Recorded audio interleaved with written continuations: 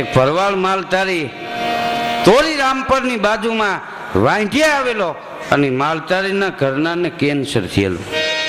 આ સત્ય ઘટનાનો પ્રસંગ વિજયદાનભાઈ. એ દવાખાને ગયો એ માણસ, તો આ દવા તો આ રોગને લાગુ ન પડે. ડોક્ટરે કીધું કે હવે આને કેન્સર થઈ ગયું છે ભાઈ, અને જે સેવા થાય એ કરો, બાકી આમાં ફેર નહીં પડે.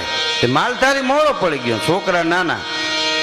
તો એની બાજુના ગામનો એક માલધારી વાઘ ચારતો એ સીમાડે બે માલધારી ભેગા થયા અને ભોળું ભરવાડ એમ કહેતો હતો કે ભાઈ આ તમારા મલકમાં કોઈ એવો દેવ ખરો કે જેની માનતા કરીને રોગ મટી જાય, નહીતર મારા છોકરા છે ને રોટલા વિના થઈ જાય.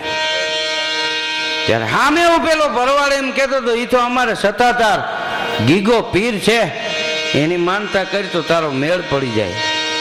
ભરવાડ હાથ જોડીને એમ કહેતો હતો કે હે ગીગા પીર, દવા આમાં લાગુ પડે એમ નથી, જો તારી દુઆ થઈ જાય ને તો મારા છોકરા નહીં રોટલા વહીને થઈ જાય, અને જો આ બાય હાજી થઈ જાય ને તો હું 7 વાર સતાધાર હાલીને વયો આવીશ. હું તો માલધારી બીજું શું તને આપી શકું.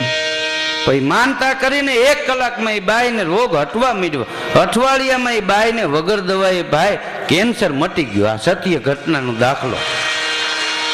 હા, એ માલધારી કીધું હું 7-8 વાર સતાધારની જગ્યામાં હાલીને વયો પગે લાગી જાય, બીજું તો હું માલધારી માણસ શું નહીં આપી શકું.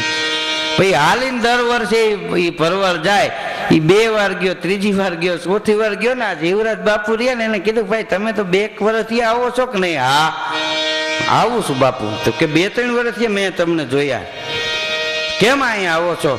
તે માલધારીએ માંડીને વાત કરી કે બાપુ આવી રીતે બન્યું તું, દવાથી રોગ મટે એમ નહોતો, મારા છોકરા મા વિનાના થઈ જાય એમ હતા, અને મેં માનતા કરી અને આ રોગ મટી ગયો, એટલે હું હજી 3 વાર આવ્યો, હજી તો 5 વાર મારે આવવાનું છે. ત્યારે જીવરાજ બાપુએ વાહમ તબૂબ મારીને કીધું જા તારે 8ય વાર આ 1 ફેરામાં પૂરા, હવે ન આવ્યું તો વાંચો નહીં.